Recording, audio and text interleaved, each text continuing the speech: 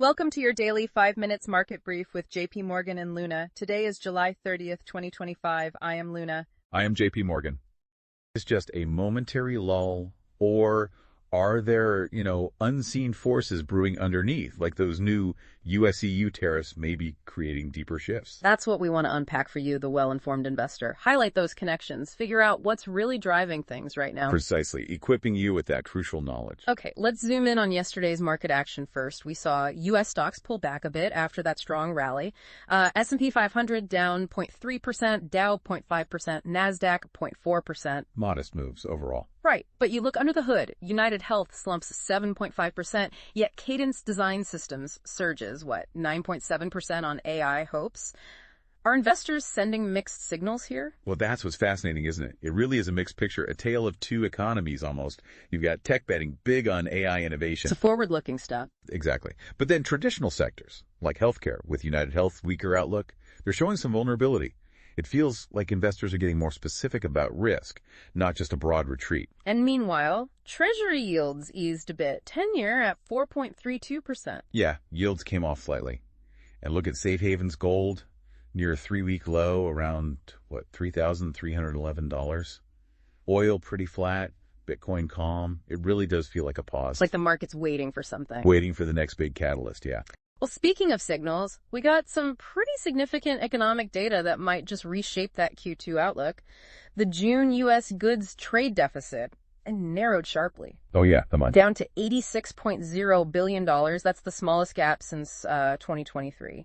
And the key thing here is why imports just plunged 10.8%. Wow, plunged. Okay. So this unexpectedly smaller deficit, it's actually boosting hopes for Q2 GDP growth. The forecast is now ticking up towards maybe plus 2.4% annualized. Right. That narrower deficit does boost the GDP calculation, but, you have to look a bit deeper. The fact that it was imports plunging, not exports surging. What does that tell you? Well, it could hint that maybe American consumers and businesses are buying less from overseas, which, while it helps the headline GDP number, might suggest some underlying demand is softening a bit.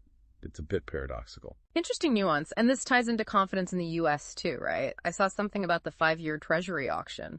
Yes, exactly. Strong foreign demand there. Overseas buyers took, I think, 78% of the auction, even at a yield slightly below the market rate at the time. So, continued global confidence in U.S. debt. It certainly signals that. And that strong demand also helped nudge those longer-term yields down a bit further. Okay, so that's the economic data point. Now, let's pivot to something with potentially huge long-term implications. That US-EU tariff deal is now official. Right. This isn't just tweaking import taxes. It feels more strategic. Definitely. The U.S. tariffs on many EU goods jumped significantly to 15% from around 1% in many cases. But the EU side is interesting too, committing to buy more U.S. energy and invest hundreds of billions here. It's a major realignment if you connect the dots. That EU commitment to U.S. energy, it's not just trade balancing. It could be a geopolitical shift, maybe reducing reliance on more volatile sources. Good for the U.S., presumably. For the U.S. economy, yes. But for Europe? Yeah. It's tricky. Fitch Ratings pointed this out. They're a major credit rating agency. What did they say? They warned these new U.S. tariffs could, and I quote, exacerbate existing credit pressures on European economies.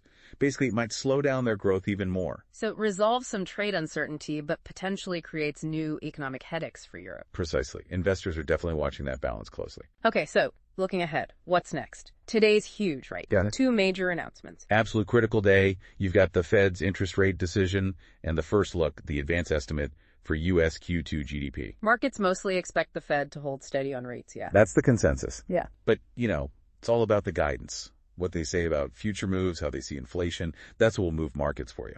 And for GDP, forecasts are still pointing towards that plus 2.4% annualized growth figure we mentioned after a pretty weak Q1. Right. And then don't forget Friday, the July employment report. That's always a big one. Payrolls, unemployment, wages, all crucial inputs for the Fed down the line. So pulling it all together, the overall market mood feels cautious, wouldn't you say? But maybe not outright bearish. I think that's fair. Cautious optimism, maybe. The trade data was better than expected for U.S. growth, and if inflation keeps cooling, maybe the Fed gets some room to ease later if things slow down. It's complex. Yeah, it really is, because those risks are still definitely there. Absolutely. The new U.S.-EU tariff situation, that's a big unknown for European growth and potential global spillovers. Other trade talks are still ongoing. Always a wild card. Plus, you could get a Fed that sounds more hawkish than expected or, political pressure pushing the other way. Exactly. All potential sources of uncertainty. It reminds you that markets aren't just driven by data. There's fear, anticipation, the whole psychological mix. So for you listening, the key takeaway seems to be, markets paused, yes, but under the surface, significant economic data and these big policy shifts are creating this landscape of cautious optimism. But it's definitely tempered by these evolving interconnected risks. That's a great summary. And as we wait for the Fed and GDP today, just think about how these pieces, global trade, central banks, domestic data, they aren't separate things. They're all interacting, shaping the future for your investments, for the broader economy. The big question is which current will end up being the strongest? The pull towards growth or the drag from caution and risk? Enjoy the brief? Please like and subscribe. From equities and bonds to global risk sentiment, we deliver day's key market moves, macro trends, and institutional flows in just 5 minutes. Live stream coming soon. Stay tuned.